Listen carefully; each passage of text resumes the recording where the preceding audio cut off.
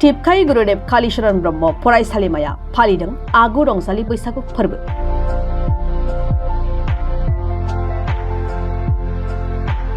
फैगासिनो थानाय बैसागु बोथोरखौ नोजोर बोनानै कक्राझार जिल्ला परबजरा मुखुमानि सिङाव थानाय टिपकाई गुरुदेव कालीचरण ब्रह्म फरायसालिमाया दिनै सानसेनि मेहेरगोनां हाबाफारिजों आगु रंजालि बैसागु फोरबो फालिदों।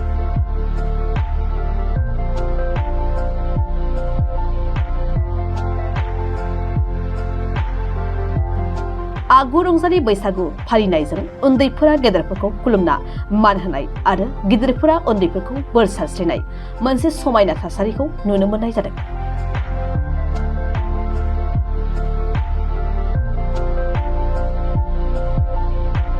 मख'जाथावदि दिनैनि बे हाबाफारिखौ टिपकाई गुरुदेव कालीचरण ब्रह्म फरायसालिमानि गोरायुं डनराज लाला फरायसालिमानि सामलाय आफाद आरो फरायसाफोरजों सावरायना गिबि खेब बैसागु फोरबो फालिदों।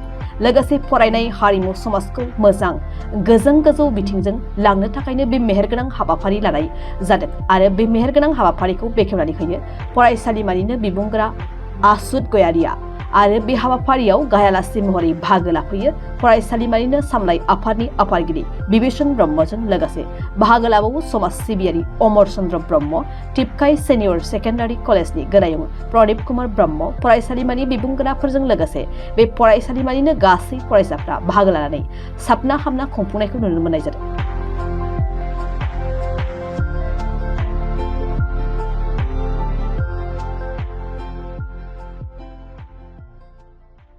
नंगौ दिनै बे टिपकाई गुरुदेव कालीचरण ब्रह्म डिग्री कलेजनि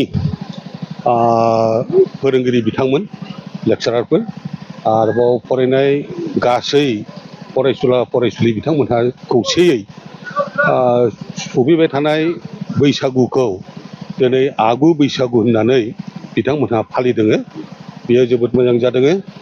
ओमफ्राय आं बुंनो लुबैयो जे फरायसुला फरायसुलिफोरनि जेनाखि गोसोनि रंजानाय बेयो बयनावबो दंखायो आरो बेजों लोगोसे माखासे फरायसुला फरायसुलिफोरनि सिङावहाय थाखुमानाय माखासे माबा थायो, गुन थायो।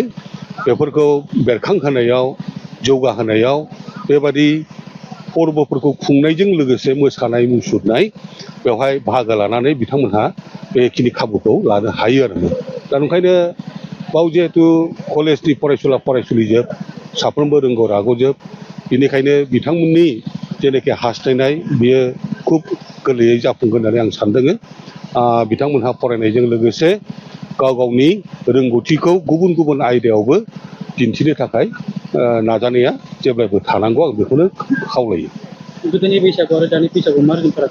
गोदोनि बैसागुआथ' बुंनो थाङोबा जों उन्दै समाव जेखौ नुबोदों बैसागु खुंनाय, बे बैसागु खुंनाया प्रकृति एबा मिथिंगानि गेजेरावनो बेखौ जों खुंफुंनाय नुयोमोन। रायजो राजा बयबो ज' जानानै बिदिनो रंजा बाजा सप्ता खनसे बैसागुनि नामै रंजायोमोन। ओमफ्राय जोंना परबत जरायाव मोनसे स्पेसियेल आयदा दंमोन। बेनो जाहैबाय जिहेतु जोङो बे हाग्रा ओनसोलनि रायजो राजाफोर रायजो जानाय, बेवहाय गोदोनि दिनाव हाग्रायाव मै अमा मेरलामोन। नैबे संक्रान्तिनि सानावहाय रायजोफ्रा ज' जानानै मैहुराव थाङोमोन। मैहुराव थांनानै मै अमा जेखि मान्दाब मैसा जेखि मोनबोआ बेखौ थांनानै मै अमा जेखि मान्दाब मैसा जेखि मोनबोआ बेखौ ज' गोखा गोखै खांनानै खाजि एवनानै गथ' गथाय रायजो राजा बयबो ज' जानानै जानाय माखासे खान्थि जों नुबोदों आरो मा जोबोद बाख्नायथावमोन। बेवहाय उन्दै गेदेर बयबो गोसो होलायनाय गोसो लालायनाय जोबोद मोजां परिबेसमोन। दा बेबायदिनो न'खर न'खर सप्ता खनसे बिसोरो एसे एनै जुमायखौथ' लोंनाय जाखायो माबा बोथोर गोदाननि मुङै। ओमफ्राय बिसोरो गाव गावखौनो जानजि खाफ्रायोमोन जे गायनांगौ फुनांगौ दिन फैलायबाय, नांगोल लानानै दुब्लियाव ओंखारनांगौ सम जाबाय। बेफोरबायदि मोनसे संकल्प लानानै बिसोरो बे बैसागुखौ रंजायोमोन।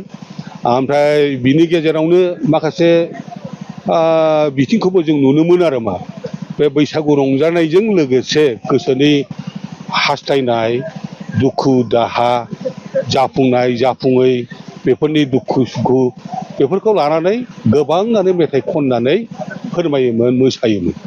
दा अबयसे दिनैनि जेनाखि बैसागु बे मिथिंगायाव रंजानायनि सोलाय दानि बैसागुखौ जोङो स्टेजाव थांनायखौ नुनो मोनबाय।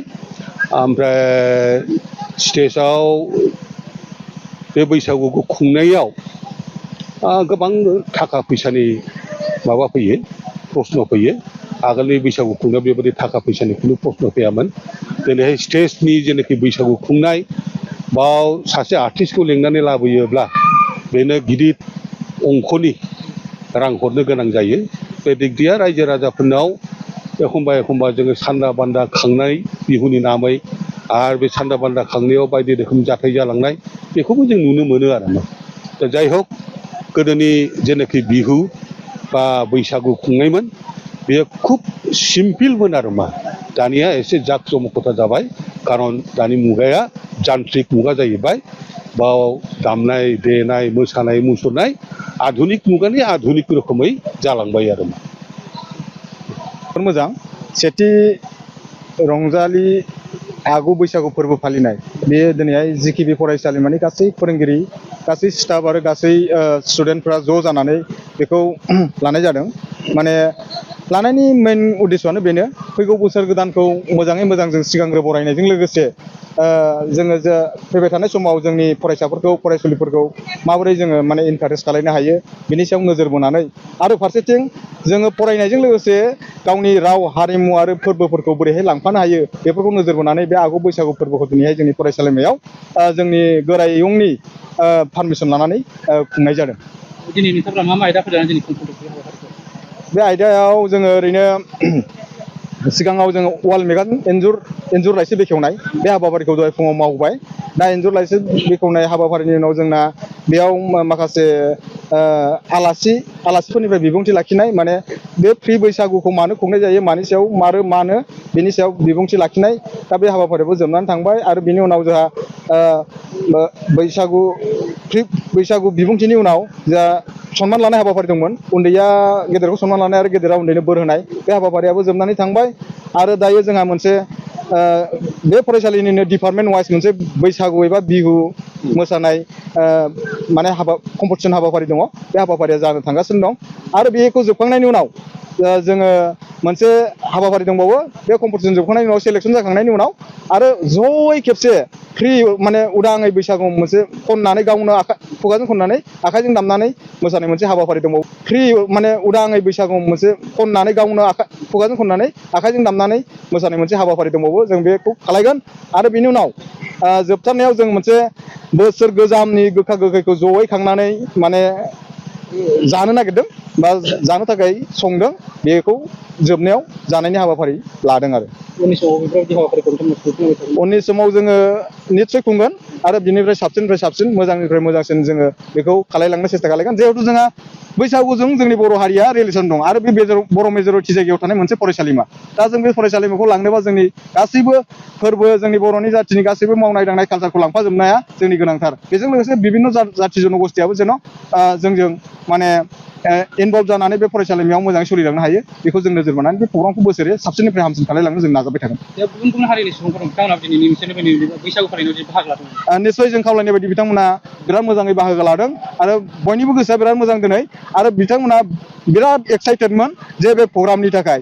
दिनै बेयाव फैनानै बिथांमोना गावसोरजों गावसोर जोंनि सिगाङाव बुंनाय बायदिबा मोजां अनुभब खालायदों आरो मोजां मोनसे परिबेस फैगासिनो दं कलेजाव आरो थासारिया मोजां जागासिनो दं होननानै बिथांमोना जोंनिसिम फोरमायदों। मानो होनना बुङोबा बयबो मिथिगौ क'क्राझार होननानै बुङोबा एक समाव बिराद फैनो गिनाय थासारिमोन। दा बेयाव बर'जों लोगोसे बर'आथ' बर'खा आरो गुबुन हारियाथ' फैनो गिसिनखायोमोन। दा बेयाव बर'जों लोगोसे गुबुन हारियाबो बाव फ्रियै माने जोंजों रंजाफानायखौ जों नुनो मोननानै जोंबो जोबोद गोजोननाय मोनदों।